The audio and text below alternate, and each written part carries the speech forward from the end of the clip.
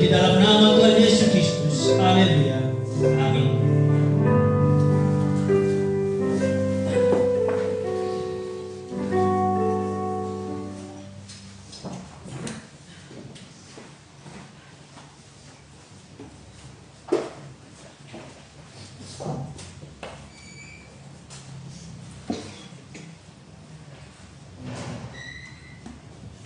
Shalom Bapak Ibu semua. Shalom. Puji nama Tuhan atas kemurahan Tuhan, penyertaan Tuhan, dan tentu puji Tuhan saya bisa kembali datang di tempat ini. Terima kasih kepada Bapak Gembala yang memberikan kesempatan kepada saya hadir untuk bisa mengikuti jemaat di tempat ini dan sama-sama kita belajar firman Tuhan. Sedikit saya ceritakan karena tempat ini bukan baru buat saya. Saya sudah beberapa kali ya. Jadi dengan keluarga Bapak Gembala, saya dan istri sudah kenal begitu lama, khususnya istri saya ya. Secara remaja mungkin sudah kenal dengan Bapak Gembala dan keluarga. Jadi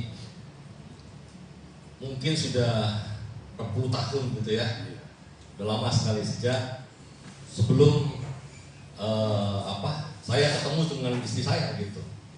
Nah kemudian setelah saya menyelesaikan pendidikan dokter, kami berdua ke Papua dan kemudian Tuhan izinkan saya masuk spesialisasi. Ya, jadi saya selesai di Bandung tahun 2011. Nah, 2005 saya datang dari Papua. 2006 saya pendidikan sampai 2011. Anak-anak saya tuh kalau ulang tahun di rumah mertua saya, Bapak Gembala hadir untuk menyampaikan firman Tuhan. Karena kalau bagi kami, ya saya mengadakan persekutuan keluarga kecil dengan dari keluarga istri ya, cukup banyak juga. Tapi ya karena kemampuan kami dan keterbatasan kami, yang penting ngumpul. Dan kalau saya tuh punya prinsip kalau ngumpul tuh ada firman. Mungkin berbeda ya sama yang lainnya. Pernikahan saya pun juga itu saya bilang itu sama waktu itu pacar saya bilang ini dana cukup besar dikeluarkan. Saya nggak mau dana besar dikeluarkan yaitu makan dan bikin orang kenyang. Tapi dana besar yang dikeluarkan harus ada firman yang mereka dengar. Melalui apa? Puji-pujian misalnya. Nah jadi itu yang saya pegang. Jika anak-anak kalau biasanya kan kalau ulangan tahun keluarga besar makan di mana. Kalau saya makannya di rumah mertua gitu. Dan jarang sekali makan di luar. Ada beberapa kali kesempatan. Kalau persekutuan di rumah mertua biasanya keluarga Bapak Gembala yang hadir dan saya pun karena hari Minggu zaman pendidikan itu hari Minggu susah ibadah, harus jaga, harus dinas, kadang-kadang nggak bisa ibadah. Tapi saya ditanamkan untuk cari Tuhan ibadah hari Minggu. Tapi kalau sudah memang pulangnya nggak jelas begitu, nggak ada gereja, dan kalau ke gereja juga kadang ngantuk karena nggak tidur semalaman. Jadi saya meluangkan waktu, istri saya ngajak karena Bapak Gembala hadir di Kiara Condong waktu itu ya, betul ya, di Kiara Condong hari Kamis. Nah, jadi kami memutuskan untuk praktek lebih cepat, datang ke persekutuan dengar firman. Nah itu yang jadi kebiasaan kami, dengar firman, karena itu penting buat pertumbuhan iman kita.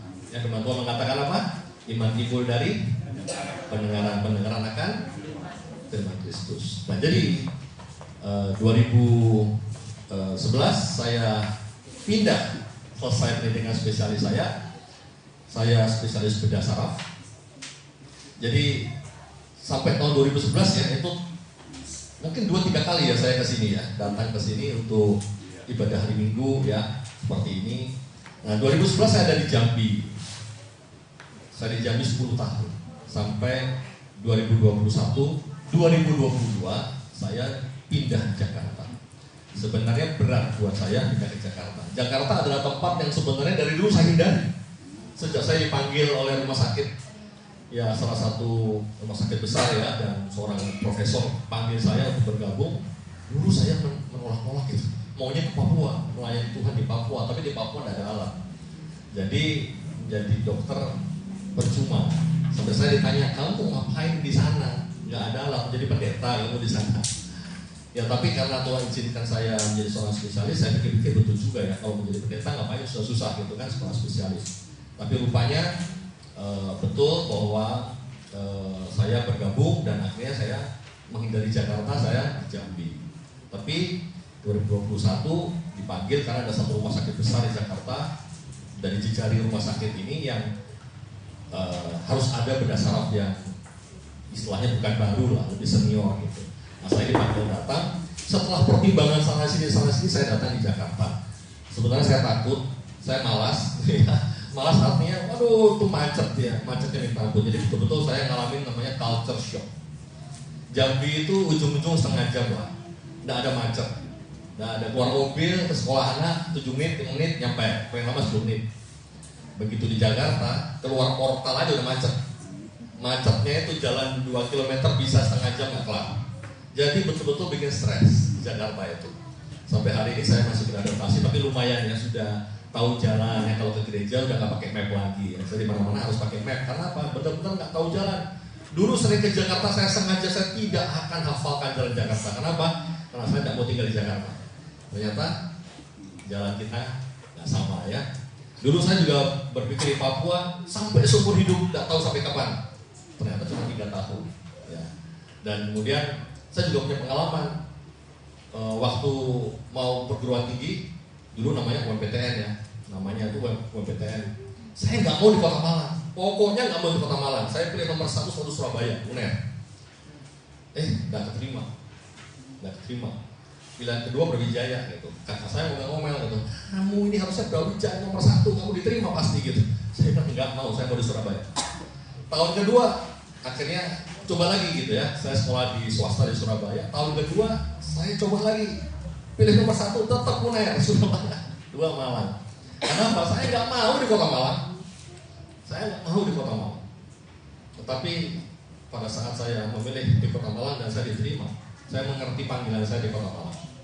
Dan itu sebabnya ini pengalaman pelajaran hidup yang saya jalani. Saya merasa bahwa ke Jakarta itu tantangan buat saya, tapi saya percaya saya pun berlatih. Ya seperti Bapak Ibu semua berlatih juga berlatih.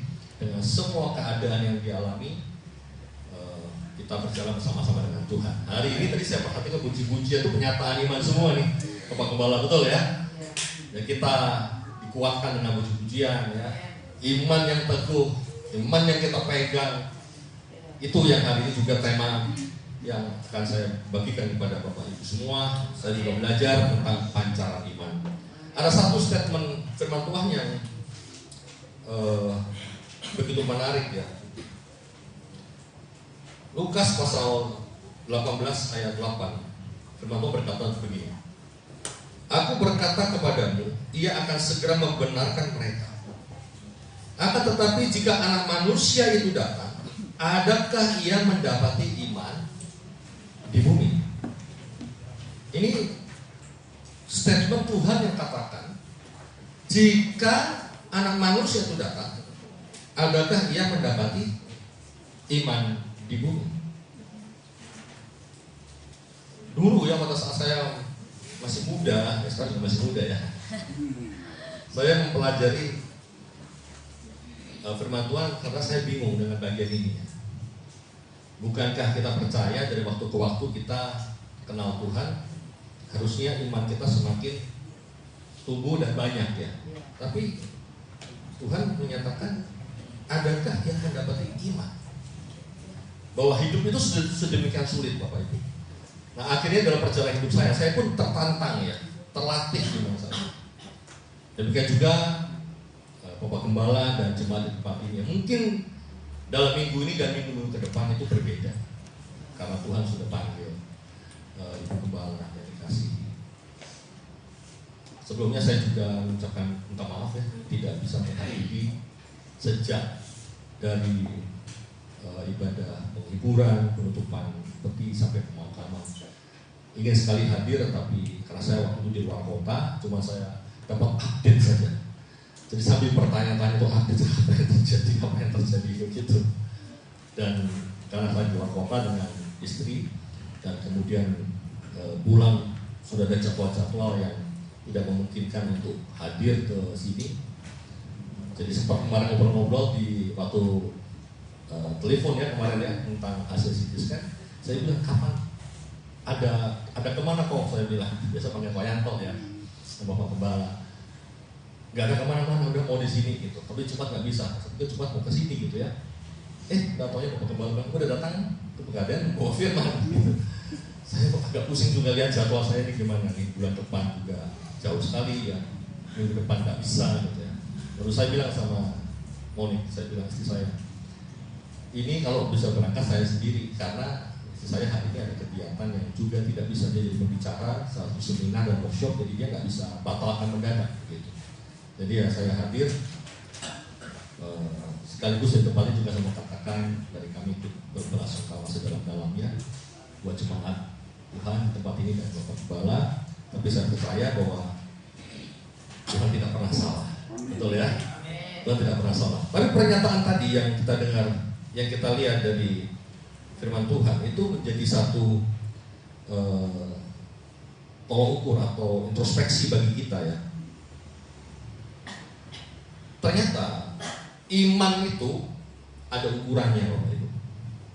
Iman itu ada ukurannya. Maka itu ada contoh dari firman Tuhan di Matius pasal 7 pasal 20. Sesungguhnya sekiranya kamu mempunyai iman sebesar biji sawi. Itu ada ukurannya kecil gitu kan.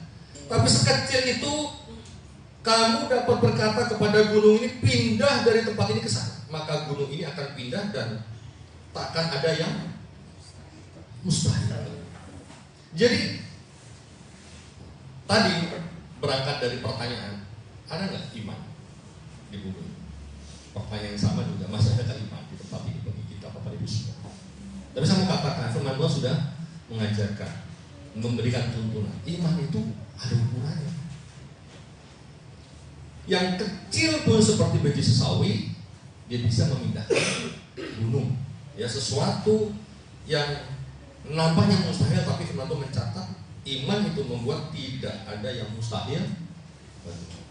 Nah, berikutnya di Roma pasal 12 ayat 3 dikatakan, ini saya bacakan lengkap aja. Berdasarkan kasih karunia yang dianugerahkan kepadaku, aku berkata kepada setiap orang di antara kamu, janganlah kamu memikirkan hal-hal yang lebih tinggi daripada yang patut kamu pikirkan, tetapi hendaklah kamu berpikir begitu rupa sehingga kamu menguasai diri menurut ukuran iman yang dikaruniakan Allah kepada kamu masing-masing. Nah, di sini lebih jelas. Iman itu ada ukurannya. Dan setiap kita, jadi Anda dan saya, ada ukurannya. Nah, ini yang mesti kita lihat ya. Nah, berikutnya, tadi iman ada ukurannya. Ya, dan setiap kita punya iman yang bisa diukur. Berikutnya, iman itu bisa bertumbuh, kata firman Tuhan. Kita lihat di dalam 2 Korintus pasal 10 ayat 15, kami tidak bermegah atas pekerjaan yang dilakukan oleh orang lain di daerah kerja yang tidak dipatok untuk kami, tetapi kami berharap bahwa apabila imanmu makin bertumbuh, kami akan mendapat penghormatan lebih besar lagi di antara kamu jika dibandingkan dengan daerah kerja yang dipatok untuk kami. Statement firman Tuhan di sini dikatakan apabila imanmu makin bertumbuh. Jadi dengan jelas dicatat dalam firman Tuhan, bukan kata saya hanya menunjukkan iman itu bisa makin bertumbuh. Jadi iman itu bisa bertumbuh Bapak Ibu. Tapi ingat, tadi pertanyaan di awal, adakah iman di bumi? Ya, harusnya iman itu makin bertumbuh. Ya, firman Tuhan mencatat iman bisa bertumbuh. Dan yang luar biasa, firman Tuhan juga mencatat iman itu bisa besar. Dalam Matius pasal 15, ini cerita Yesus berjumpa dengan perempuan Kanaan yang anaknya kerasukan setan. Maka Tuhan bilang begini, Yesus menjawab dan berkata kepadanya, "Hai ibu," apa firman Tuhan bilang? "Besar imanmu, maka jadilah kepadamu seperti yang kau kehendaki." Dan seketika itu juga anaknya sembuh. Anaknya lagi kerasukan setan. Singkat cerita, ini perempuan cari Yesus. Ada dialog di antara mereka. Akhir dialog Tuhan bilang, "Hai ibu, besar imanmu." Jadi iman itu bisa besar. Pada saat dilihat iman itu besar, apa yang kamu kehendaki bisa terjadi. Anak itu sembuh. Berikutnya, iman itu ternyata sekalipun dia bisa bertumbuh, bahkan bisa besar, tetapi jangan lupa, firman Tuhan mencatat begini, iman itu perlu dipelihara. Makanya ada statement tadi, masih adakah iman di bumi ini? Iman dikatakan perlu dipelihara. Nah, kita akan lihat di dalam 2 Timotius 4 ayat yang 7. "Aku telah mengakhiri pertandingan yang baik. Aku telah mencapai garis akhir. Dan aku telah memelihara iman." Ini ayat seringkali dipasang di batu nisan. Betul ya? Menunjukkan dalam matinya seseorang, meninggalnya, menghadap kepada Tuhan, ya kembali menjadi debu. Tapi di situ ada statement, "Aku telah mengakhiri pertandingan yang baik. Aku telah mencapai garis akhir. Aku telah memelihara iman." Tinggal kita yang hidup ini, apakah kita masih pelihara iman itu? Iman yang bisa bertumbuh, bahkan bisa besar. Apakah kita masih akan pelihara itu? "Sekarang telah tersedia bagiku mahkota kebenaran yang akan dikaruniakan kepadaku oleh Tuhan Hakim yang adil pada harinya. Tapi bukan hanya kepadaku, melainkan juga kepada semua orang yang merindukan kedatangan." Itu yang ayat yang ke-8. Jadi pada saat kita memelihara iman, ada yang sudah Tuhan sediakan, ya, mahkota kebenaran. Bukan saja buat dia yang kita baca di firman Tuhan, tapi buat kita semua, Bapak Ibu. Nah, jadi ini pengantar saya ya, supaya kita bisa masuk lebih dalam tentang pembahasan iman. Saya kemarin mendengar dikirimin oleh mami saya video dari kakak sepupu yang sebenarnya tidak untuk diedarkan. Jadi saya juga nggak bisa ceritakan secara lengkap, tapi intinya ini cukup dekat dengan saya, tapi sepupu ya, bukan kakak kandung. Dia kena kanker cukup lama, kanker darah. Berapa tahun itu dia ditangani di Singapura. Singkat cerita, pengobatannya berhasil. Dia bisa menjadi survivor, bertahan hidup dari salah satu kanker yang jarang itu. Suatu saat setelah sekian tahun ya, mungkin saya lupa pastinya, mungkin 6 atau 7 tahun itu sampai sekarang ini dia bertahan. Tapi mungkin 3 atau 4 tahun, saya lupa persisnya, beberapa tahun dari sejak dia kemo, semua baik, indikator darahnya semua baik. Tapi tiba-tiba saya tuh dapat kabar waktu dia lagi naik bukit gitu ya, atau apa di daerah Nusa Penida itu, kesakitan, punggungnya diperiksa, dievaluasi, ternyata darahnya bermasalah lagi. Dan rupanya saya juga baru tahu dia mungkin sempat terkena demam berdarah. Setelah sembuh, dia punya masalah dengan kanker darahnya itu tadi, sehingga kacau balau lah itu darahnya. Maka dia harus ditangani ulang dari awal. Dia datang ke Singapura. Ini kejadian mungkin sekitar 2 atau 2 tahun belakang ini. Dia harus mengalami kemoterapi lagi. Bapak Ibu, orang kena diagnosa kanker darah yang jarang, itu udah shock ya. Betul ya? Betul ya? Stres gitu ya. Salah satu anak jemaat di Jakarta, ya saya mungkin tadi saya belum sampaikan ya, saya beribadah di GSPDI House of Philadelphia dengan Bapak Gembala Pendeta Mulyadi ya, jadi saya beribadah di sana. Nah, salah satu jemaat itu kena kanker darah. Wah, itu stres ya. Orang tua juga stres ya. Pastilah, siapa yang nggak stres ya? Pasiennya juga pasti stres ya. Nah, ini juga kakak saya juga waktu didiagnosa kanker darah, padahal hanya dibilang sama teman yang kamu kok pucat, ya pastinya stres lah. Tapi stres itu kemudian dia merasa bersyukur karena berhasil dalam kemoterapi. Nah, yang luar biasa begini. Nah, dia kemarin menyaksikan tuh, dia cerita nyawa saya itu nyawa sambungan. Gitu, nyawa sambungan artinya mungkin meninggal gitu. Tetapi Tuhan izinkan dia bertambah. Saya tahu sekitar setengah tahun yang lalu ya, itu dia parah betul. Diare nggak kelar-kelar. Sampai badan itu susuk mungkin ada kalau 20 kilo. Susuk. Saya lihat fotonya tuh dia. Ternyata nggak cuma itu. Ternyata dia kena COVID lagi. Kita semua tahu ya, kalau orang kena COVID dengan komorbid itu paling cepat tuh jalan tol ya. Jalan tol pulang gitu. Dia kena COVID lagi.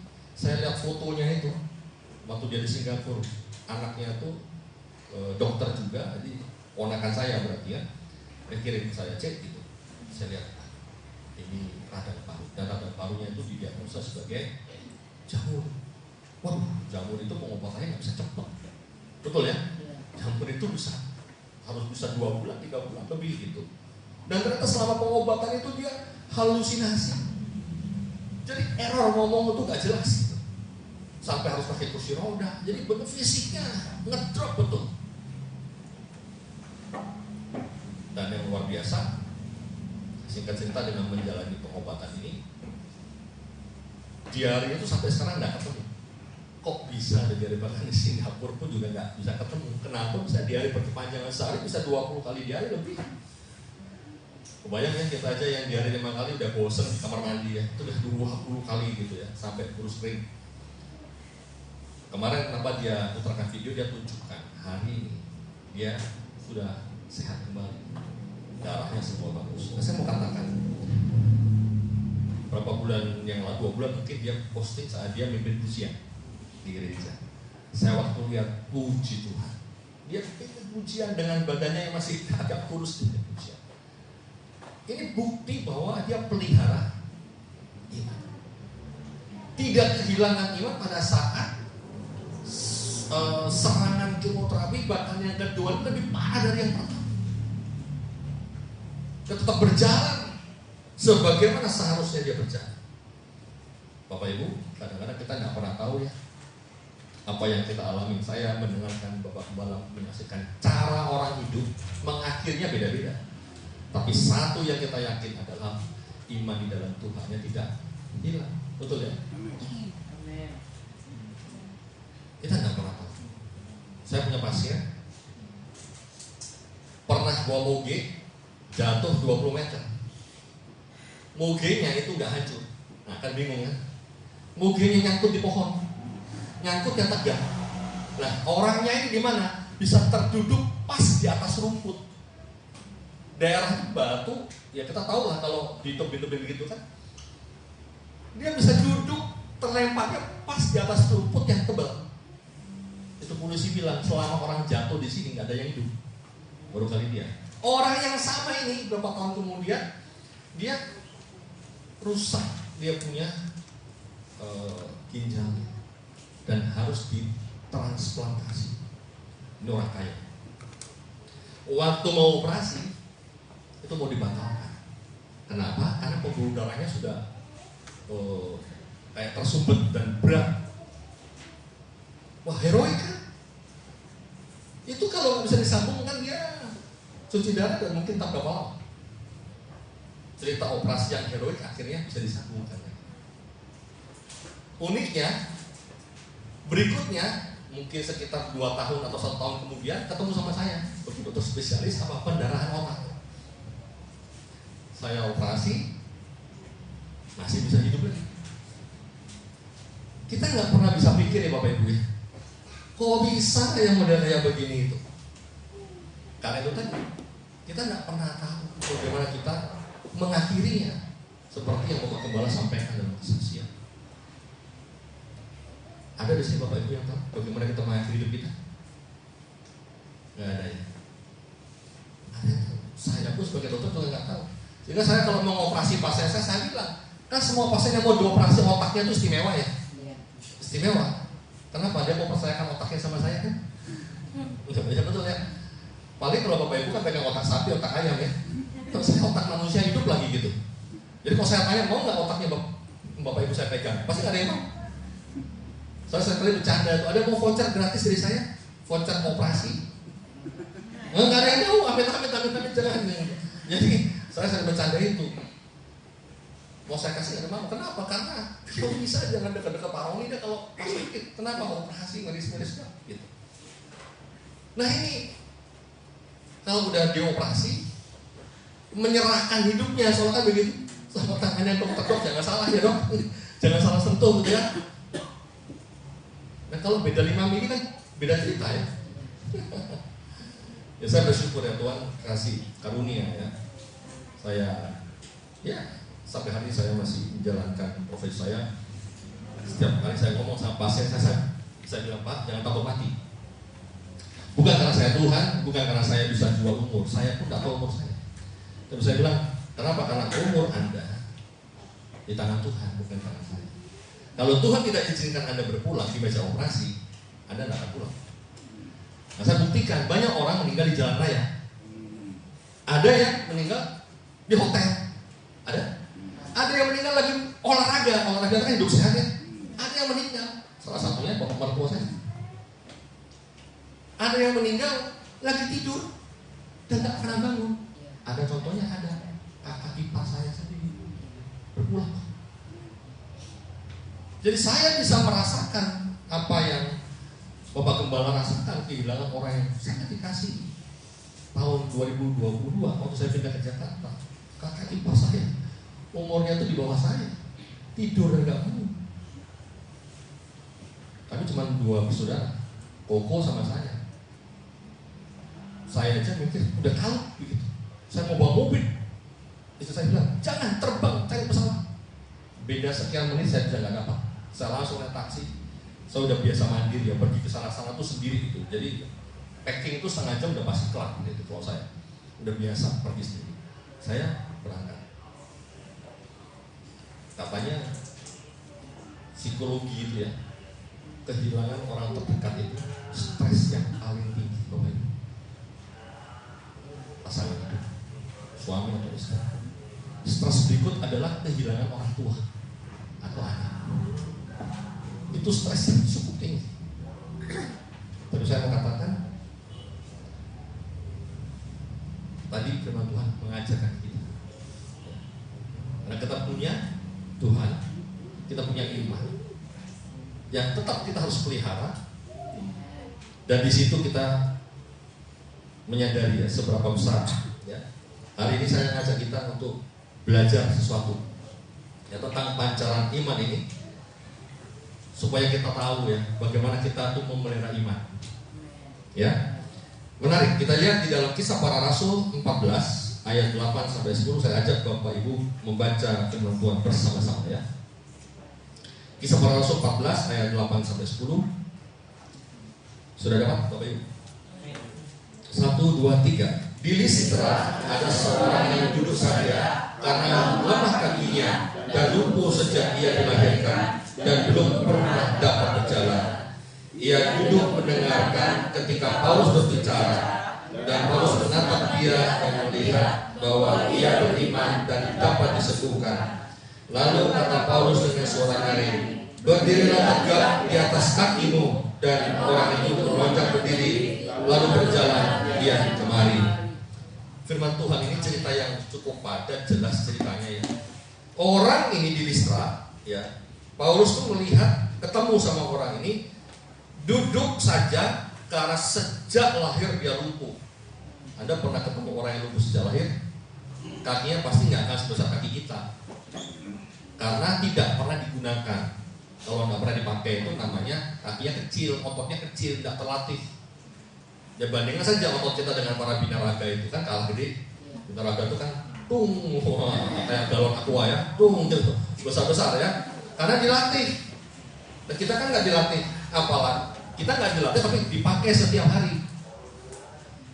Kita tidak dilatih tapi kita pergunakan untuk hidup kita angkat ini, kita angkat itu. Jadi otot kita tuh masih ada masanya gitu ya.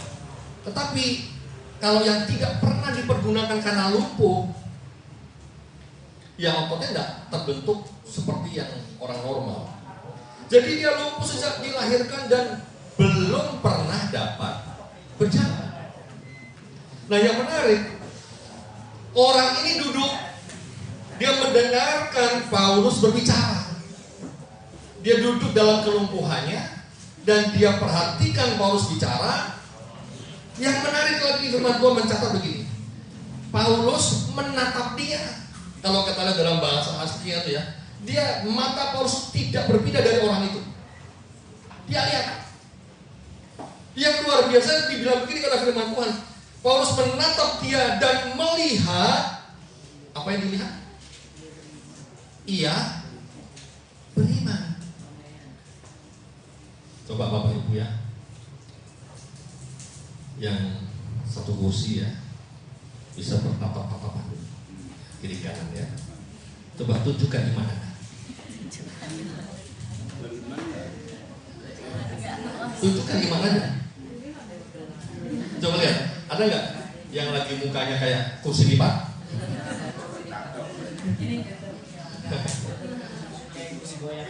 Loh, ini firman Tuhan loh yang bilang. Cerita ini dicatat, Paulus menatap dia dan Paulus melihat dia. Apa yang dilihat? Orang itu beriman. Kok bisa? Coba, tadi kan saya sudah suruh latihan kan. Gak usah lihat orang itu punya iman apa enggak. Itu kan mungkin Anda bukan Paulus ya. Tapi saya cuma mau katakan, coba tunjukkan iman Anda. Gimana sana? Tunjukkan iman Anda kepada pasangan Anda, rekan sebangku Anda. Jadi ini bukan kebetulan dicatat, bukan kebetulan firman Tuhan menunjukkan bahwa iman itu bisa dilihat, itu akan terlihat. Ya, bahasa Inggrisnya kalau di Alkitab bahasa Inggris kita lihat itu dikatakan melihat itu perceiving. Dalam bahasa Yunani-nya, bahasa aslinya itu ido. Itu diterjemahkannya kalau dalam bahasa Inggrisnya itu to perceive with the eyes. Jadi pada saat saya lihat, Paulus itu melihat, kita bisa merasakan dari mata kita. Kalau kita lihat orang itu, kita bisa merasakan dari mata kita. Nah, firman Tuhan juga mencatat ido itu bukan hanya untuk mata sebenarnya. Perceive by any of the senses. Jadi bisa merasakan dari panca indera kita. Panca indera itu kan kayak kita dengar, yang kita rasakan, yang kita lihat. Jadi kita bisa melihat di sini bahwa iman itu bisa dirasakan oleh orang lain melalui panca indera mereka. Paulus kenapa dia bisa lihat orang ini beriman? Paulus punya mata, tatap orang itu dan dia bisa merasakan dari apa yang dia lihat orang itu punya iman. Ini bukan ilmu tingkat dewa Bapak Ibu, tetapi sesuatu yang bisa kita praktekkan. Makanya kita belajar bagaimana kita bisa memiliki iman dan itu bisa orang lihat. Karena setiap kita punya iman tadi ceritanya. Betul? Iman itu bisa ditumbuhkan, iman itu bisa besar. Ada ukurannya. Tahu dari mana bahwa kita punya iman yang besar? Tahu dari mana bahwa iman saya bertumbuh? Coba Bapak Ibu renungkan. Hari ini apakah Anda punya iman? Pertanyaan yang pertama tadi ya. Adakah iman di dunia? Apakah Anda sudah bisa mengukur iman Anda? Karena iman itu bisa diukur. Apakah Anda yakin iman Anda bertumbuh? Karena iman itu harus semakin bertumbuh. Apakah hari ini Anda yakin bahwa iman Anda besar? Karena iman itu bisa besar. Dan apakah Anda yakin Anda sudah pelihara iman Anda? Karena iman itu harus dipelihara. Nah, hari ini kita belajar tentang pancaran iman.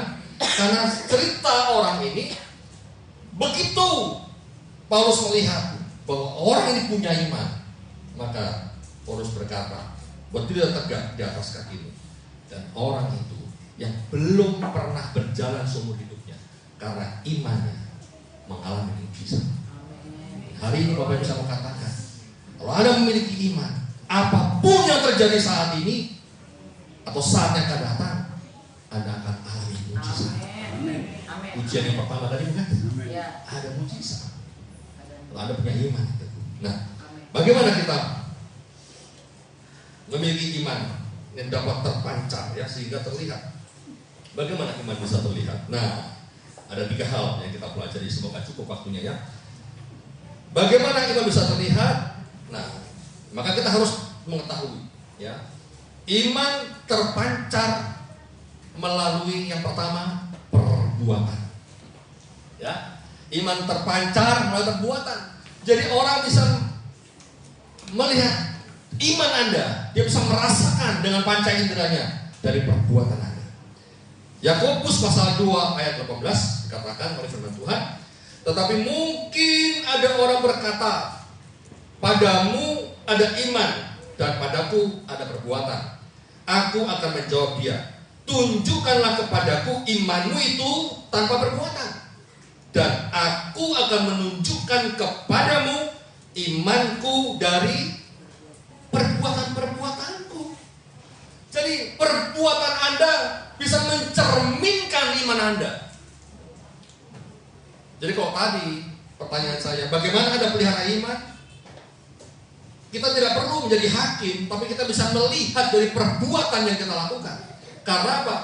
Firman Tuhan mencatat, aku akan menunjukkan kepadamu imanku dari perbuatan-perbuatanku. Dari apa yang saya perbuat hari ini, Anda bisa melihat iman saya. Amin Bapak Ibu.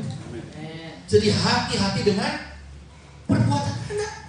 Orang bisa baca, orang bisa kenal iman Anda, tahu iman Anda melalui panca indera dia. Karena perbuatan yang kita buat hari ini. Nah, sekarang kita melihat contoh. Ya, ada banyak firman Tuhan contoh itu, tapi saya ingin mengambil beberapa saja dari Perjanjian Lama. Ini cerita yang menarik ya, tentang Musa.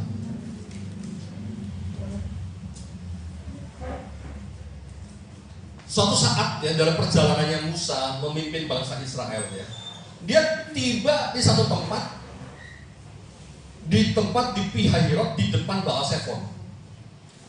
Ujungnya, depannya adalah laut Teberau, kiri kanannya adalah padang belantara yang ganas.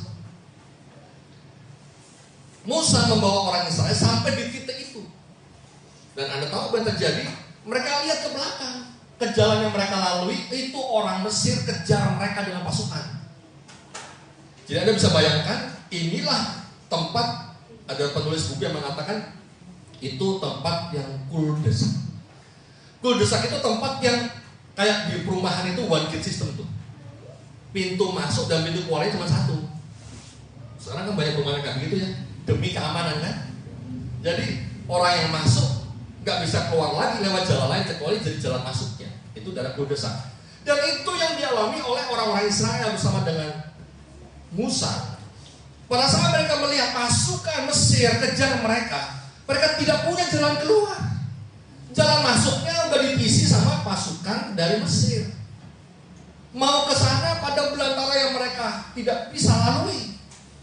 Mau ke depan yang ada adalah laut. Makanya mereka berseru kepada Musa, Mus, emang kurang kuburan di Mesir sehingga kamu bawa kami ke tempat itu mati di sini. Anda bisa bayangkan stresnya mereka. Mereka stres. Saya mungkin bayangkan seperti orang mengalami satu kabar berita kena kanker tadi. atau orang mengalami satu pengalaman kena pendarahan otak gitu. Karena banyak orang otak cuma satu ya. Di sini ada bengkel jual otak. Yang ada nasi padang ya. Yang ada nasi padang jual otak. Kadang-kadang petugas restoran bang di nasi padang itu saya ganggu kadang-kadang. Pak punya otak? Dia bingung mau jawab ya. Mau bilang nggak punya, kok punya gitu ya. Dibilang punya kok nggak jual gitu ya. Bercanda saja ya. Nah, ya kita tidak pernah ya mengalami sesuatu tempat yang kita kondisi yang tidak pernah kita bayangkan dan dari jalan keluar. Saya tidak tahu Bapak Ibu mengalami kayak gini nggak? Saya sering kali mengalami. Kita lihat Musa di tempat seperti itu, di mana para orang-orang Israel itu berteriak-teriak, ya marah-marah sama dia, mungkin maki-maki dia gitu ya. Tapi Anda lihat apa yang dilakukan Musa. Emangnya Musa nggak mengalami hal yang sama? Dia mungkin bisa melayang gitu ya? Kan nggak kayak itu gitu ya. Musa juga tetap injak bumi, tetap ada bersama-sama dengan mereka, tetap mengalami perasaan yang sama yang dialami oleh mereka. Karena dia juga berada di antara orang Israel. Dia mengalami ketakutan yang sama. Dia mengalami, bagi saya dia mengalami double penderitaan. Kenapa? Karena orang sebangsanya menyerang dia juga. Masih mending kalau orang sebangsanya tenang mus, ya kita sama-sama mau mati di sini. Ini kan tidak. Semua menyalahkan Musa, seolah-olah kamu yang bikin masalah bawa kami ke tempat ini. Jadi bagi saya tuh double blow gitu ya. Sudah dia juga bingung. Ya bayangkan kita kalau di situ ya, kita bingung mau kemana ya? Lalu nggak bisa ke sana, nggak bisa ke sana. Jalan balik ada pasukan. Bingung kan mau lewat mana? Tapi Anda lihat, Musa punya satu iman karena dia dengar firman. Firman cuma berkata keselamatan akan datang kepada. Loh kan itu firman Tuhan yang sebelumnya dibilang keselamatan. Makanya dia berani ngomong ke orang-orang itu. Dia nggak tahu loh jalan keluarnya mana, tapi dia berani ngomong Tuhan akan beri keselamatan.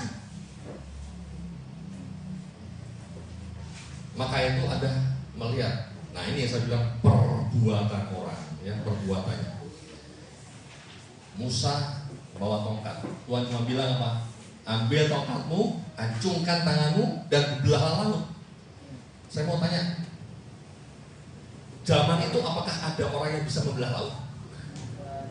Kalau kita hari ini kita dengar Musa ya, tapi saya nggak tahu Anda pernah sampai ke tempat yang Anda harus membelah laut nggak? Saya pernah, saya mau cerita ya di Papua ya, di Papua ini, di hutan itu, di sana itu masih alam sekali ya. Ada satu titik ya, saya udah jalan sekitar 3 atau 4 jam di gunung-gunung itu. Lalu saya harus menyeberangi sungai sekitar selebar ini sungainya. Nah saya itu nggak bisa berenang. Saya milih gunung itu karena saya nggak bisa berenang. Kalau saya di laut kan saya pusing ya, sungai rawa gitu kan, laut itu. Saya suka di gunung karena memang nggak bisa berenang, lebih suka lintas alam. Nah bingung saya. Saya tanya sama staf saya, kamu setiap minggu lewat jalan seperti ini? Iya, lewat jalan seperti ini karena tidak ada jembatan. Adanya sungai, sebelah sana air terjun. Saya bingung, kamu lewat mana? Di antara sungai itu ada batu. Wah ini miracle dalam hati saya. Kalau batunya segede ini mah enak. Nah dia cuma nongol segede tangan. Buat 2 kaki aja nggak bisa. Terus kalaupun bisa gimana caranya nyampe ke situ? Kan harus lompat. Saya tuh punya staf waktu itu ikut 3 atau 4 orang saya lupa. Saya serasa tidak punya iman. Saya suruh tuh yang perempuan, kamu jalan. Kami biasa Bapak Dokter. Ya, kamu biasa jalan dulu. Saya mau lihat dia seperti apa. Betul. Dia lompat tuk nyampe. Waduh, bisa juga ya. Karena batunya tuh kan bukan kalau batu yang ditata mah enak ya kita tinggal jalan di atas batu. Kita harus lompat, buat masuk. Dan itu jalannya cukup jauh. Saya lihat 1 orang, saya masih nggak percaya. Saya berharap ada yang jatuh gitu kan. Jadi kita jadi pulang gitu. Nggak bisa, kamu aja jatuh kan, apalagi saya gitu kan. Yang kedua laki-laki sama dia sukses lompat. Waduh. Sehingga saya tinggal dia orang terakhir. Kalau dia orang terakhir, saya suruh jalan dulu. Saya paling belakang kan celaka ya. Kalau saya jatuh ada yang nolong kan. Nah, saya pintar-pintar juga kan. Dan kamu paling belakang. Maka saya akan nyebrang. Saya mikir gimana caranya ini lompat-lompat begitu ya. Kalau meleset, wah, ayo. Saya berdoa sama Tuhan. Kalau lihat Musa, wah gagah berani ya. Acungkan tangan. Ya, mungkin bahasa sekarang, kalau nama Yesus berlangsung kan begitu. Loh kan sudah ada Alkitabnya. Tapi apakah kita punya kekuatan iman seperti itu? Saya nggak punya. Itu contoh pengalaman hidup Bapak Ibu yang mirip-mirip begitu ya. Apa yang saya lakukan? Saya berdoa, Tuhan, mereka bisa. Mereka bisa, saya bilang gitu. Saya pasti bisa karena Tuhan tolong saya. Itu iman yang saya punya. Tuhan pasti tolong saya. Saya akan gunakan cara mereka. Saya nggak bisa terbang. Saya lari, lompat, tap. Ya, puji Tuhan, selamat. Ya. Meleset yang di ujung masuk tapi tidak bisa loncat. Ya. Puji Tuhan ya. Nah itu tuh yang saya alami, yang mirip lah dengan kejadian ini. Tapi saya mau katakan Bapak Ibu, masalah yang datang dalam hidup itu bisa seperti jalan buntu, betul? Disitulah pada saat kita merasa tidak punya jalan lain, tidak bisa apa-apa, hanya ini jalan yang saya punya adalah seperti kita lihat mata iman itu. Disitulah kita harus berani. Perbuatan kita itu bisa dilihat orang. Apa yang Anda katakan? Dalam nama Yesus. Apapun masalah Bapak Ibu. Tadi kita sudah baca ayat-ayatnya. Tidak ada yang mustahil. Itu bisa besar. Maka ayo perbuatan kita ini yang kita tunjukkan, kita harus latih itu. Kadang-kadang takut, saya juga ngalamin takut. Tapi dengan dalam nama Yesus, nggak ada yang nggak mungkin, ya. Ya itu pengalaman Musa. Nah berikutnya menarik juga contoh dari janda Sarfat. Masih ingat ceritanya janda Sarfat ya? Janda Sarfat, nanti kita lihat sedikit ya. Nah yang menarik ini ya, Lukas pasal 4 ayat 25 sampai 26 mencatat. Dan aku berkata kepadamu, dan kataku ini benar. Pada zaman Elia terdapat banyak perempuan janda di Israel ketika langit tertutup selama 3 tahun dan 6 bulan. Ini cerita waktu kekeringan ya. Zamannya Elia itu 3,5 tahun. Dan di Israel ada banyak janda. Masa cuma satu gitu ya di sana ya. Ada banyak ya. Dan ketika bahaya kelaparan yang hebat menimpa seluruh negeri itu, jadi 3,5 tahun itu kelaparan hebat. Ya. 26. Tetapi Elia diutus bukan kepada salah seorang dari mereka, melainkan kepada seorang perempuan janda di Sarfat di tanah Sidon. Nah, perhatikan firman Tuhan mencatat Elia diutus untuk menemui orang ini. Kan ada banyak janda sebenarnya. Apa hebatnya janda satu itu? Nah, mari kita lihat sekilas ya. 1 Raja-Raja pasal 17.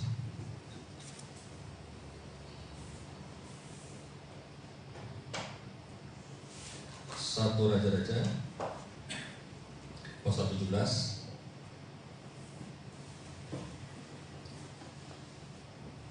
ayat 11 kita baca ya. Ya mungkin saya cerita aja ya supaya nggak terlalu panjang. Jadi Elia ketemu ya, nanti ada baca di rumah mulai ayat yang ke-7 lah gitu ya. Nah ini cerita begini, Elia sampai di Sarfat itu dia ketemu sama janda itu lagi atur-atur ambil-ambil kayu bakar. Lalu dia bilang sama janda itu, saya minta sedikit minum dong. Ambilin dari kendimu, aku haus, aku mau minum. Janda ini lihat abdi Allah ini diambil, dikasih. Selesai dikasih minum, Elia ngomong lagi sama janda ini, ambil juga dong bagiku sepotong roti. Nah, disitulah mulai janda ini menyampaikan kondisinya. Demi Tuhan Allahmu yang hidup, sesungguhnya tidak ada roti padaku sedikit pun, kata firman Tuhan. Ya udah nggak punya roti. Aku punya sedikit tepung. Dibilang dalam firman Tuhan, segenggam tepung dalam tempayan. Segenggam itu kan segenggam ini ya. Dan sedikit minyak dalam buli-buli. Sekarang aku sudah mengumpulkan kayu bakar, kayu api, kemudian aku mau pulang mengolah bagiku dan bagi anakku. Jadi tepung sama minyak, ya mungkin mau goreng gitu ya, mau bikin roti. Dan setelah kami memakannya, jadi dia mau bikin roti buat dirinya dan anaknya. Setelah dia makan, dia bilang sama aku begini, dan setelah kami memakannya, maka kami akan mati. Jadi itu adalah yang paling akhir yang mereka punya. Tapi hamba Tuhan ini mengatakan, berikan padaku sepotong roti.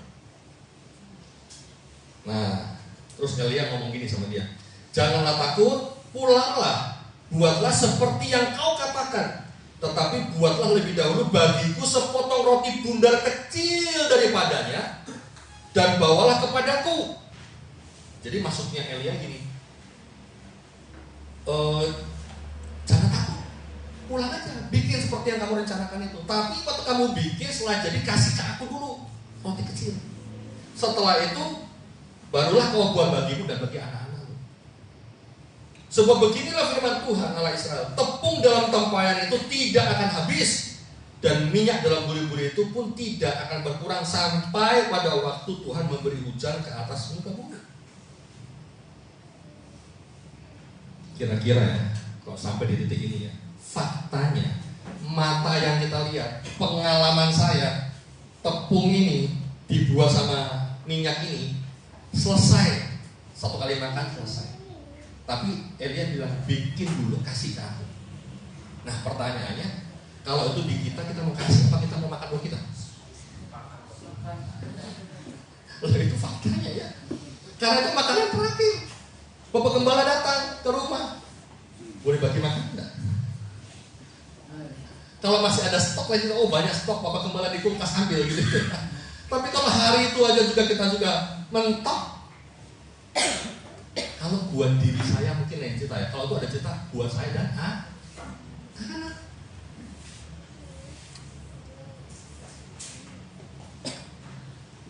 Saya pernah punya pengalaman pasien punya anak banyak. Anaknya mungkin 12 pas 10 gitu. Banyak.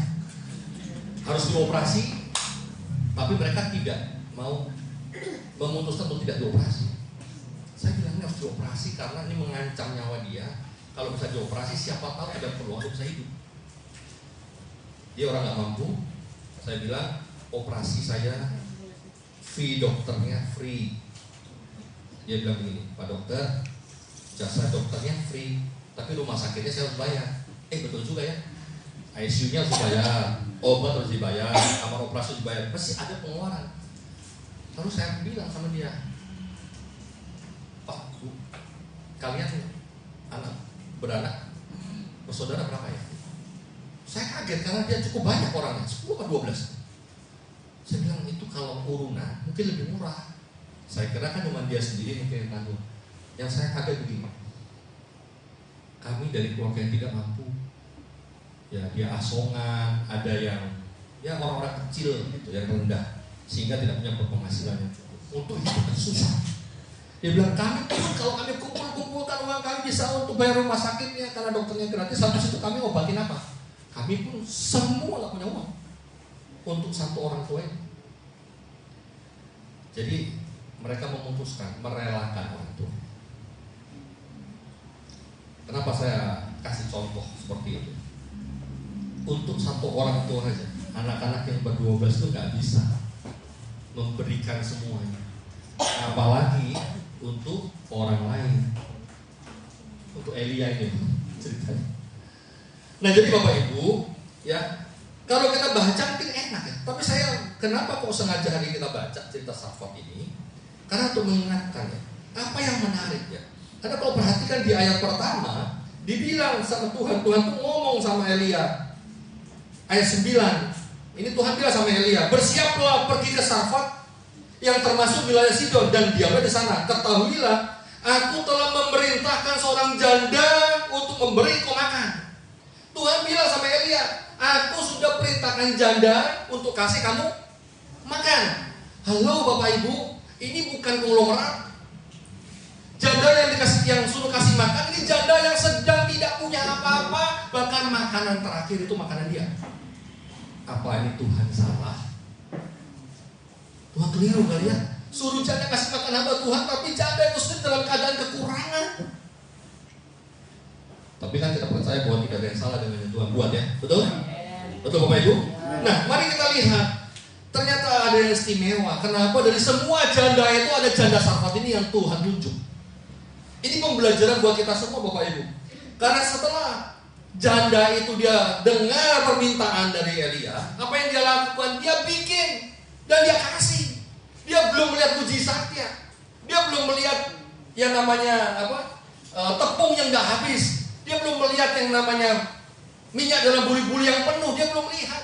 Dia bikin dulu. Setelah dia buat kasih ke hamba Tuhan, barulah keajaiban itu terjadi. Ini bukankah iman yang luar biasa? Iman, Anda tidak melihat perkataan yang bagaimana kan? Anda melihat perbuatan dari seorang janda. Actionnya, dia punya iman. Perbuatan itu. Jadi hati-hati Bapak Ibu ya. Perbuatan kita, ya itu bisa memancarkan iman kita ya. Contoh dari perbuatan yang terakhir saya ambil dari Perjanjian Baru, yaitu Paulus. Ya, di penjara Filipi, dia didera.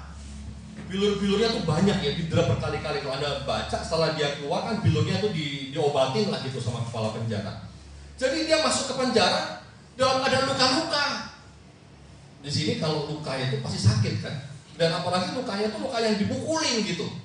Sakit kan. Terus dia dibelenggu di penjara di tengah. Kakinya dibelenggu.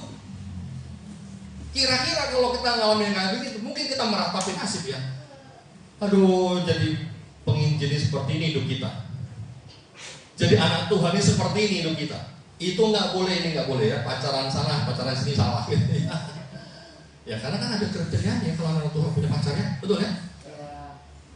Jadi saya mau katakan Bapak Ibu, ya ini Paulus mengalami, tetapi kita lihat apa yang diperbuat sama Paulus dan Silas yang dalam keadaan sulit seperti itu di tengah-tengah penjara.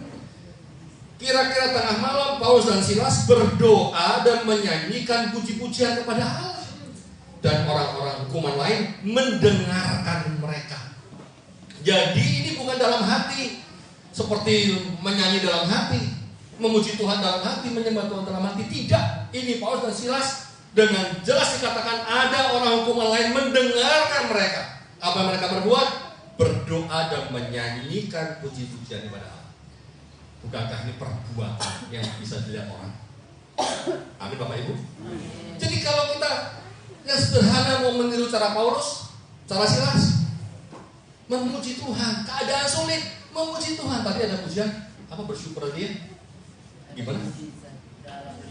Dalam bersyukur, ada pujian. Ya lah, gitu lagunya. Kita ujian sama-sama. Dalam keadaan yang sulit, apakah kita masih bisa bersyukur? Bersyukur itu perbuatan kita, betul? Perbuatan kita. Tinggal kita mau milih hari ini saya mau bersyukur atau tidak, betul? Hari ini saya mau berterima kasih atau tidak? Hari ini saya mau mengatakan terima kasih Tuhan atas semua hal yang saya terima hari ini, atau kita mau marah sama Tuhan? Itu kan pilihan kita, perbuatan kita. Hari ini Anda boleh marah sama Tuhan, gak datang ke gereja, tapi hari ini saya bersyukur Anda memilih itu datang ke gereja setelah punya masalah. Betul? Itu bukti bahwa Anda bersyukur kepada Tuhan. Berterima kasih, boleh masalah datang, boleh itu saya berat, tapi hari ini saya memutuskan datang ke rumah Tuhan untuk beribadah puji nama Tuhan. Itu kan perbuatan kita yang orang ini. Amin Bapak Ibu. Iman terpancar melalui perbuatan. Yang kedua, iman terpancar melalui perkataan. Ya, jadi orang bisa lihat iman Anda melalui apa yang Anda katakan. Roma 10 ayat 10, karena dengan hati orang percaya dan dibenarkan, Dan dengan mulut orang mengaku dan diselamatkan. Ini firman Tuhan mencatat, tidak cukup dengan hati, ditambahkan dengan mulut. Dengan mulut. Nah ini kalau yang sudah menikah atau yang lagi cari-cari pasangan, kalau kita menyatakan cinta dengan pasangan, apa cukup cuma lihat-lihatan begini? Lihat-lihatan, dilihat maka aku mencintai kamu, kamu mencintai aku gitu. Yang sudah menikah, apakah dulu Anda menyatakan cinta dengan menatap atau dengan berkata-kata? Ngomong kan? Minimal ngomong I love you lah gitu ya. Kalau nggak ngomong you love me gitu. Iya kan? Bagaimana kita bisa tahu kalau kita nggak ngomong? Bagaimana orang bisa tahu kalau kita nggak ngomong? Maka firman Tuhan mencatat seperti itu ya. Jadi penting buat kita ngaku dengan mulut, tuh diperjelas dengan mulut, ngomong berkata-kata. Ya. 2 Korintus 4 ayat 13. Namun karena kami memiliki roh iman yang sama seperti ada tertulis, aku percaya sebab itu aku berkata-kata. Maka kami juga percaya dan sebab itu kami juga berkata-kata. Jadi kalau hari ini Anda percaya, beriman, Anda harus berani berkata-kata. Hari ini saya mengucap syukur dari sejak awal puji-pujian. Ya kalau Anda yang ikut bersuara, menyanyikan dengan mulut Anda mengaku iman Anda. Ini pernyataan iman kita semua nih puji-pujian hari ini. Amin. Ya. Tapi apakah di luar tempat ini, di luar gereja, Anda juga berani menyatakan hal yang sama? Perlu menyatakan iman itu dengan berkata-kata. Ya, firman Tuhan sudah mencatat itu. Nah, ada nggak contohnya di Alkitab? Ada, Abraham. Dalam perjalanannya, Ishak nanya sama Abraham, Pak, di sini sudah ada api, ada kayu, tapi di manakah anak domba untuk korban bakaran itu? Pinter loh Ishak ini ya. Katanya mau mempersembahkan korban. Perlengkapannya sudah ada, dia lihatnya kurang satu, korban bakarannya nggak ada. Pinter nih Ishaknya. Apa jawaban bapaknya? Yang namanya Pak Abraham. Dia bilang ini, Allah yang akan menyediakan anak domba. Tahu dari mana? Belum kelihatan. Dombanya nggak ada kan? Anak dombanya nggak ada. Dia masih perjalanan menuju ke tempat itu. Disinilah muncul Yehova Jireh, Allah yang menyediakan. Bapak Ibu, kadang-kadang kita punya masalah, ya. Kita menghadapi tantangan, kita menghadapi kesulitan. Apa perkataan iman kita? Kadang-kadang ya, tanpa disadari kita ngomong, aduh mati ini kita, mati kita ya. Loh,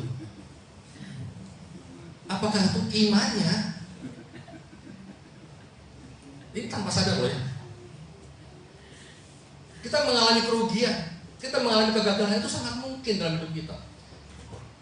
Tapi apakah kita berani memperkatakannya? Saya di Jakarta itu, kenapa saya tidak begitu antusias sebenarnya di Jakarta? Karena saya pindah tempat, rumah saya tinggal. Di Jakarta saya nggak punya rumah. Nah kalau dikasih rumah bagus ya. Nggak ada rumah, harus bayar sewa, sewanya mahal banget. Ya benar, saya dapat sponsor dari rumah sakit, tapi yang ada batasnya, nggak bisa seumur hidup ya. Iya kan? Nah rumah saya mau saya jual, nggak laku. Jadi suatu saat anak saya tuh 3 yang sudah 2 kuliah ya, semua 2 UPH. Yang pertama di kedokteran, cowok ya. Yang cewek dia sekarang kuliah masuk tingkat 2, yang cowok tadi sudah sekarang tingkat 3. Tingkat 2 ini ilmu komunikasi di UPH. Yang ketiga itu di UPH College SMA. Sekarang naik kelas 3.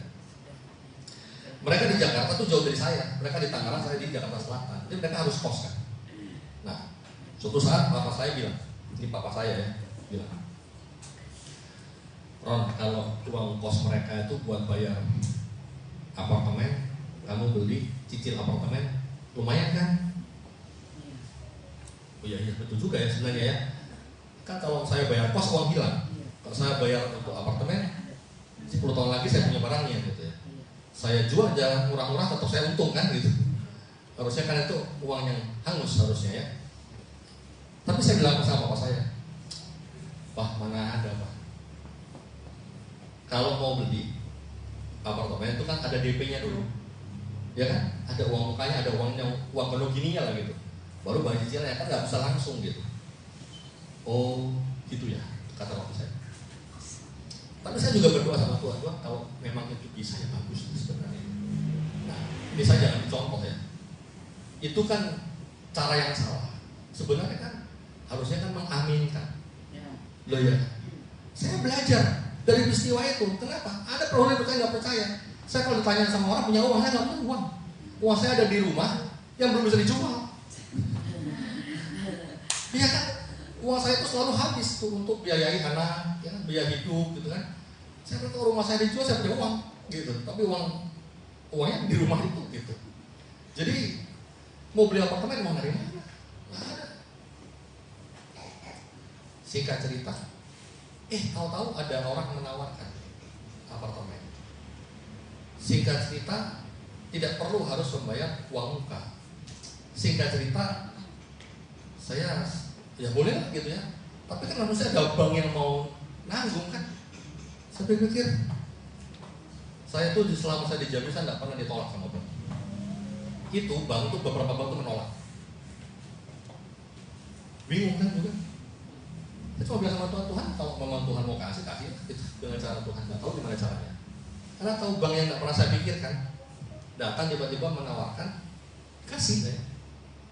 Ya saya punya apartemen, dipakai buat anak-anak di Tangerang buat mereka. Orang nggak percaya kan, nggak punya uang tapi punya apartemen kan? Kok bisa? Ya itu tadi. Saya telepon papi saya bilang, papi betul. Saya belajar. Terus saya bilang ya, saya banyak ketakutan di Jakarta, tapi saya juga melatih. Belajar dari hal seperti itu. Maka saya juga berani ngomong sama anak saya. Ini saya harus saksikan ya, kenapa? Karena ini kemurahan Tuhan ya. Anak saya nomor 2 itu sudah kelihatan cewek ya, kelihatan modelnya itu nggak mau masuk negeri. Karena dia kalau masuk negeri itu persiapannya panjang, harus UMPTN dulu kan, entah namanya apa sekarang. Belajar lagi, dia nggak terlalu suka yang rumit gitu. Sehingga dia cari beasiswa ke BINUS, ke UNTAR, dia telepon minta izin, Pak ada channel untuk beasiswa boleh nggak? Boleh. Lumayan loh. Di telepon lulus dapat beasiswa 50%. Biaya masuk. Satunya 60% biaya masuk. Milih yang mana? 60, tapi Tuhan nggak mau kasih begitu. Itu saya dipanggil orang tua waktu kelas 3, orang tua muda dipanggil. Datanglah, saya tanya sama istri saya, ada waktu. Jadi mendadak aja, yuk kita ngapain ke sana gitu. Ada undangan. Jadi nggak ada niat apa-apa, datang aja. Jadi mereka sosialisasi pada anak kelas 3 di SMA UPH College itu. Kelas 3 mereka umumkan kuliah di UPH itu kayak apa. Nah, jadi prioritas kan yang di SMA di UPH itu dikasih orang tua, dikasih paparan. Ini loh nanti kalau kuliah kayak gini. Lah, boleh kan? Menarik ya, saya ikutin aja. Oh, kalau di UPH kayak gitu ya oke lah gitu kan. Yang menarik ini di bagian akhir, mereka bilang, dulu saya juga nggak tahu. Orang tuanya setelah datang kan, nanti ada door prize. Door prize-nya tuh kan kalau di Group kan banyak ya, Matahari gitu kan, Hypermart. Ya. Saya lupa detailnya, vouchernya ada banyak ya, 250.000, 500.000, sejuta, 1,5 juta, entah sampai berapa juta itu ada. Tapi dalam hati saya bilang sama Tuhan gini, saya nggak mau tuh, saya nggak mau yang itu. Kenapa? Karena ada pilihan yang terakhir, ya. Dua nomor akan diundi dari semua orang yang hadir itu mendapatkan beasiswa 75%. Grand prize-nya beasiswa 100%. Grand prize-nya. Nah, waktu menuju ke sana, jadi saya berdoa, Tuhan, aku nggak mau yang ini. Nah, saya tolak yang cuma voucher-voucher saya tolak itu. Begitu, sekarang kita kurang 3 orang kan? Kita undi nih, yang kedua, 2 pemenang 75%. Dalam hati saya nego sama Tuhan, ya masa anak dokter minta 100%, ya kan? 25% oke lah Tuhan, terima kasih gitu. Itu saya diharap sama Tuhan. Lagi undian itu. Tuhan tuh tahu keadaan saya. Ya kan tadi saya bilang, lo pindah dari Jambi ke Jakarta itu kan tidak langsung punya pasien kan. Nah kalau dokter tuh dapat jasa uang dari pasien. Iya kan, banyak rumah sakit besar di Jakarta, kenapa harus cari saya kan? Jadi itu tantangan buat saya sebenarnya menyekolahkan anak-anak itu. Jadi kalau saya negosiasi sama Tuhan tuh ada alasannya gitu. Anak saya udah cari beasiswa, ya tapi ada beasiswa yang lebih menguntungkan kan 75%, semua biaya kuliah. Jadi saya mau sama Tuhan, bolehlah Tuhan ini, nggak usah 100%. Anak tahu, diundi cocok namanya keluar Roni Setiawan. Istri saya langsung, namamu. Saya masih tak foto di sini. Buat klaim hadiah kan gitu. Jadi anak nomor 2 itu beasiswa 75% semuanya, bukan cuma biaya masuk. Loh, itu hal sederhana Bapak Ibu semua. Ya itu kan kehidupan sehari-hari kita kan. Betul ya. Banyak tuh anak UPH bilang tuh, jangan masuk ke UPH, kenapa? Wih, pintar deh ya. Tolak dalam nama Yesus ya, mau apa habis ya. Tolak dalam nama Yesus. Itu biar kata mereka, saya enggak gitu ya. Saya mau kasih contoh, saya pun ngalamin Bapak Ibu ya. Anda bisa mengalami dalam model yang berbeda, tetapi lihat ya. Abraham memperkatakan, dia belum lihat anak domba. Anaknya bertanya, mungkin dengan zaman sekarang, Pak, Ma, makan apa hari ini? Dan Anda tahu Anda nggak punya makanan, nggak punya uang tuh. Anda jawab apa? Nah, Tuhan sedia. Jadi kalau ngomong nggak perlu ngomongnya, aduh nah nggak ada makan apa kita hari ini ya susah kita puasa ya gitu. Jadi kita harus berani berkata-kata ya. Saya tidak tahu level masalah yang dihadapi apa ya. Nah, satu lagi contoh di Perjanjian Baru tentang perwira di Kapernaum ya. Jadi ketika Yesus masuk ke Kapernaum, itu di Matius pasal 8 ya. Datanglah seorang perwira mendapatkan dia dan memohon kepadanya. Perwira ini ngomong sama Tuhan, Tuhan, hambaku terbaring di rumah karena sakit lumpuh dan ia sangat menderita. Nah, ini cocok nih, kalau saya lumpuh itu kan stroke ya. Mungkin hambanya kena stroke. mungkin. Kalau nggak salah kejepit, ya bikin dia lumpuh. Jadi Tuhan ini bilang, hambaku terbaring di rumah sakit lumpuh dan ia sangat menderita. Lalu Tuhan ngomong sama dia, oke, aku akan datang menyembuhkannya. Tuhan bilang, aku akan datang, mau ke rumahmu. Lalu apa jawab perwira ini? Dia bilang ini, Tuhan, aku tidak layak menerima Tuhan di dalam rumahku. Katakan saja sepatah kata, maka hambaku itu akan sembuh. Jadi dia ngomong gini, Tuhan, nggak usah kamu datang ke rumah, ngomong aja, pasti hambaku sembuh. Padahal Tuhan sudah mau datang ke rumah. Apa yang kita lihat perwira di Kapernaum ini? Apa yang dia sampaikan kepada Tuhan itu menyatakan iman dia. Dan itu yang Tuhan katakan di ayat 10. Setelah Yesus mendengar hal ini, heranlah ia dan berkata kepada mereka yang mengikutinya, aku berkata kepadamu, sesungguhnya iman sebesar ini tidak pernah aku jumpai pada seorang pun di antara orang Israel. Wah, penghargaan Tuhan. Tuhan bilang apa? Iman sebesar ini tidak pernah aku jumpai. Jadi artinya apa yang dikatakan, perwira kan cuma ngomong sama Tuhan kan, Tuhan kamu gak usah datang ke rumah, ngomong aja sekarang, aku yakin hambaku sembuh. Apa yang dikatakan ini, Tuhan bilang imanmu itu besar. Gak ada orang lain yang kayak dia. Luar biasa ya. Hati-hati Bapak Ibu ya. Jadi hari ini kalau kita tahu ya bahwa cerita tadi Paulus melihat seseorang yang lumpuh dan dia bisa menatap dia dan melihat dia punya iman yang besar. Orang ini punya iman. Kita semua juga berbuat sama. Bapak Ibu, dari perbuatan Anda, dari perkataan Anda, iman itu bisa dilihat semua orang ya. Dan apa yang kemudian Yesus katakan, pulanglah dan jadilah kepadamu seperti yang engkau percaya. Dalam terjemahan Inggrisnya dikatakan begini, go, let it be done for you according to your faith. Sesuai dengan imanmu. Nah, Bapak Ibu, perkataan sesuai dengan iman. Jadi jangan kita gampang-gampang ngomong yang negatif Bapak Ibu, ngomong yang salah.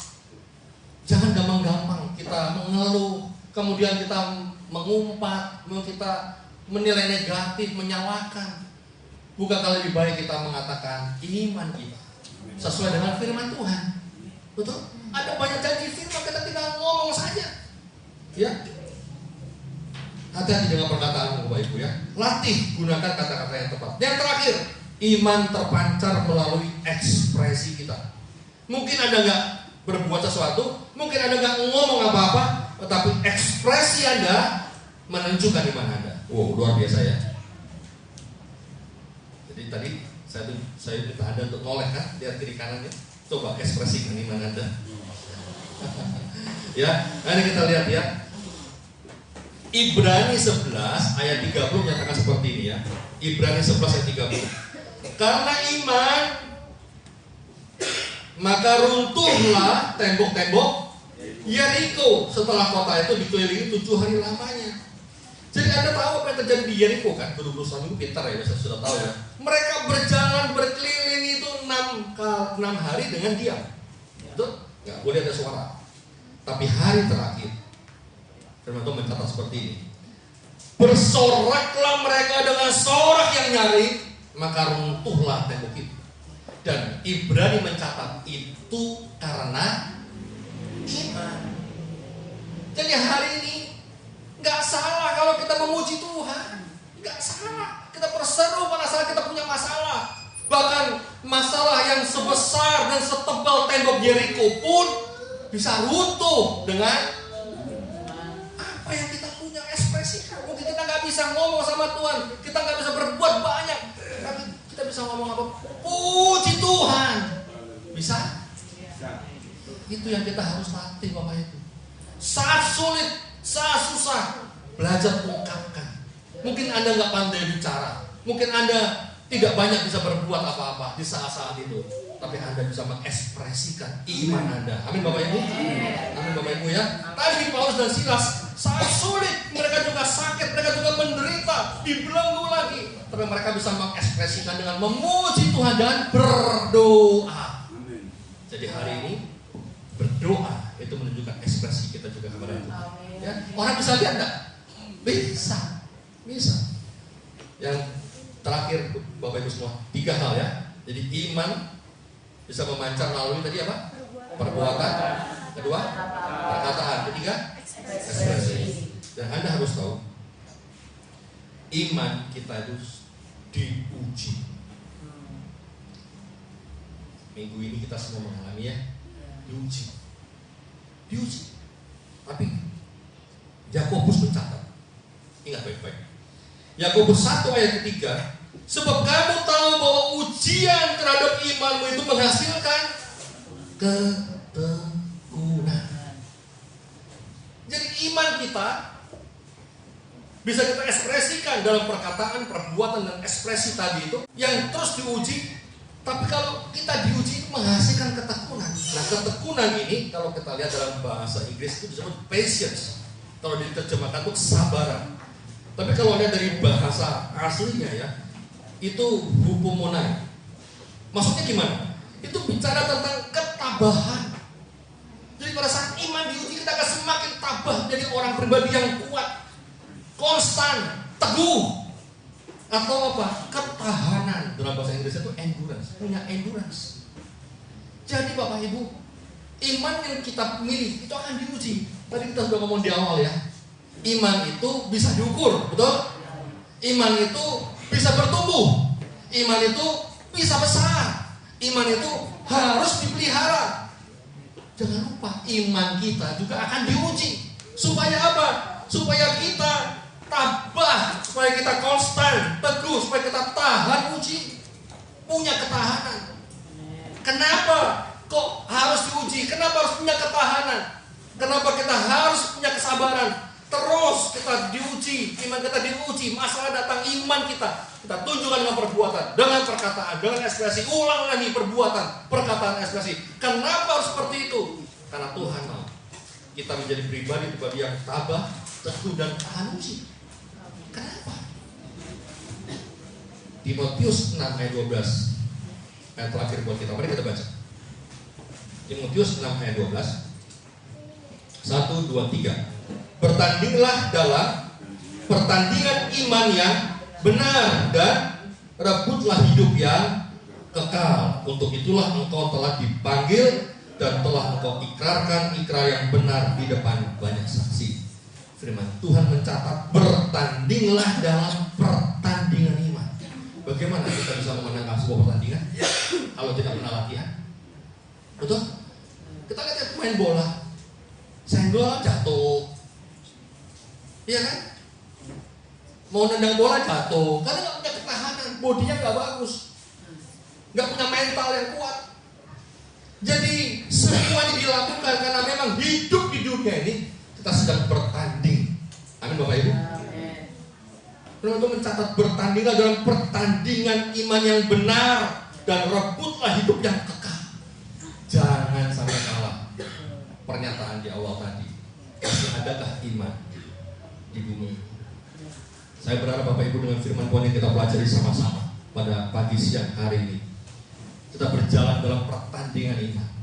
Suasana dalam hidup kita bisa berbeda. Saya tadi udah ceritakan kalau Anda nangkep cerita saya. Hidup saya ini pindah-pindah tempat dari Malang masuk ke Papua, masuk ke Bandung, ke Jambi, ke Jakarta. Hidup kita bisa nggak pernah sama. Kita berjumpa, orang sini berganti. Hari ini kita juga merasakannya, satu minggu ini Ibu Gembala juga tidak bersama dengan kita. Suasana boleh berubah, keadaan boleh berubah, tetapi iman kita tetap harus bertanding. Betul Bapak Ibu? Bertanding dalam pertandingan iman. Maka dari itu izinkan kita melatihnya dalam perbuatan, dalam perkataan, dan dalam ekspresi kita. Puji nama Tuhan. Ketika firman Tuhan yang saya bisa sampaikan dan saya kembalikan kepada Bapak Gembala.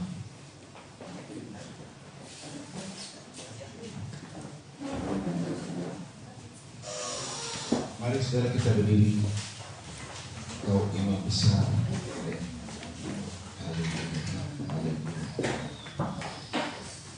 Haleluya.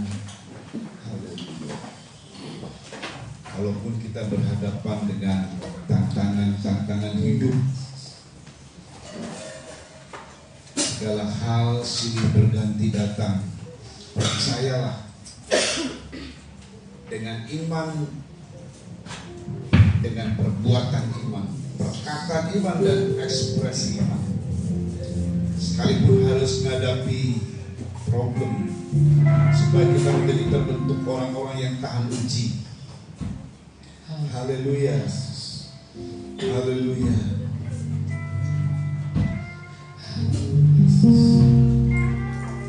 Semua tantangan hidup yang tak buat putus asa, sebab ada harapan lagi. Ku ingat Tuhan pernah jadi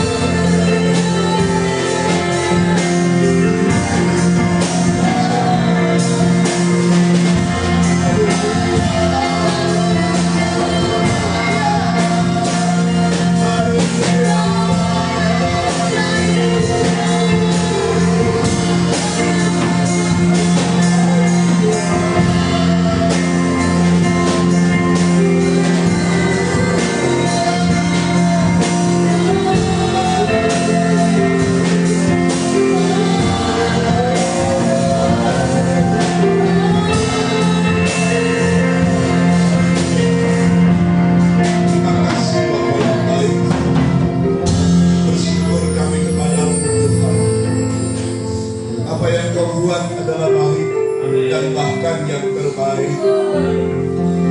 Sekalipun kami tidak mengerti rencanamu, sekalipun rasanya tidak ada harapan, sekalipun rasanya gelap yang kami hadapi, sekalipun rasanya kehilangan yang begitu kuat, pedih hati, tidak bisa berkata apapun. Ajar kami, pertama hamba Shena, bersyukur kepadamu, selalu bersyukur. Tidak ada sungut-sungut yang muncul dari mulut ini Tuhan. Yang ada adalah ucapan syukur saja. Ajar kami jemaat bersyukur kepadamu Tuhan sebagai ekspresi iman kami.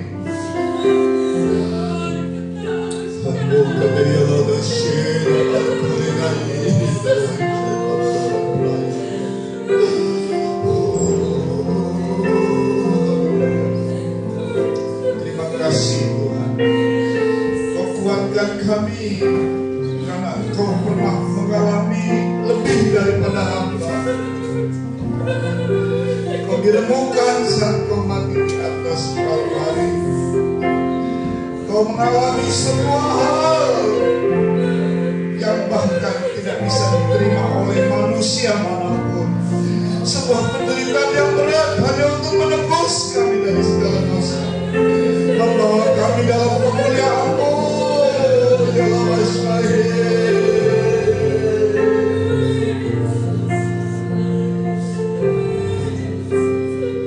Dan Kau menang saat Kau berkata, biarlah kehendak-Mu Bapa yang jadi. Sekalipun berat bagi dirimu karena Kau sendiri seolah-olah seperti protes, tetapi Kau alami dan Kau mau menerima kehendak Bapa.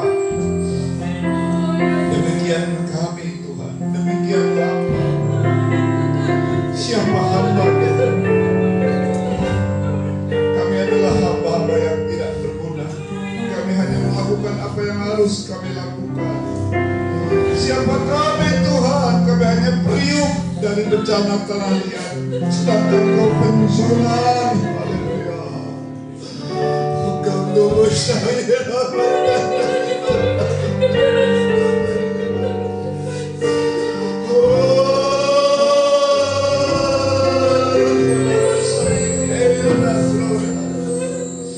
Terima kasih kekuatan dari kebenaran firman-Mu.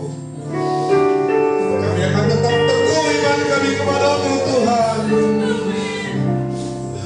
dan terus bersyukur apa yang Kau perbuat. Dan semua yang Kau perbuat adalah terbaik bagi kami, bagi hamba Shena, bagi semua jemaat Tuhan, bagi semua ministry. Haleluya. Bahkan yang sempat dilayani oleh istri hamba, serta bagaimana mereka bisa mendengar pujian yang merdu dari hamba. Tapi Tuhan, kami persembahkan semua kepada-Mu sebagai ucapan syukur. Haleluya.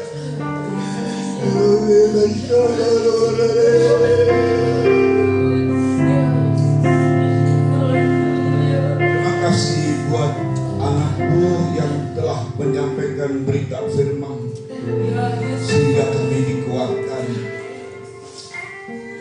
sehingga kami diteguhkan iman kami, diingatkan kepada Engkau yang mempunyai hidup, dan kami adalah milik-Mu Tuhan. Terima kasih Kau pakai Pak Roni Tuhan dengan luar biasa, sehingga terus nama Tuhan dipermuliakan. Biar pancaran iman darinya membawa pengaruh kepada orang-orang dan berdampak pada sekitar. Pakai tangannya Tuhan untuk mengerjakan hal-hal yang ajaib dalam operasi-operasi yang dikerjakan. Haleluya, hikmat Tuhan menyertai sehingga mendatangkan amazing keajaiban-keajaiban melebihi dari orang-orang lain. Kau telah memilih anakmu Robi Tuhan. Kau telah memilih dia, tangannya Kau telah pilih, pikirannya Kau telah pilih, sehingga dia menjadi orang yang menjadi spesial dan mengerjakan hal-hal yang rumit, tetapi Tuhan hikmat-Mu menyertainya, sehingga nama-Mu dipermuliakan lewat hidupnya Tuhan. Seluruh pergumulannya sudah Kau jawab dan terus lanjutkan jawaban-Mu Tuhan.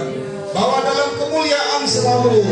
Haleluya, karena Kau merencanakan yang terbaik bagi keluarga anakmu ini, Dr. Roni.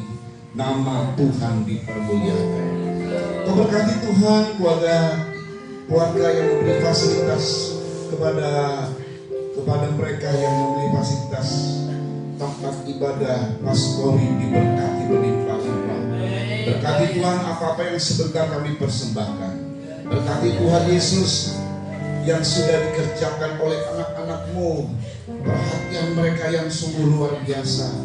Berkati juga semua Tuhan, mulai dari hari Sabtu peristiwa kecelakaan terjadi sampai hari ini, ada banyak orang yang sungguh memperhatikan dan mereka betul-betul mengerjakan dengan tulus hati.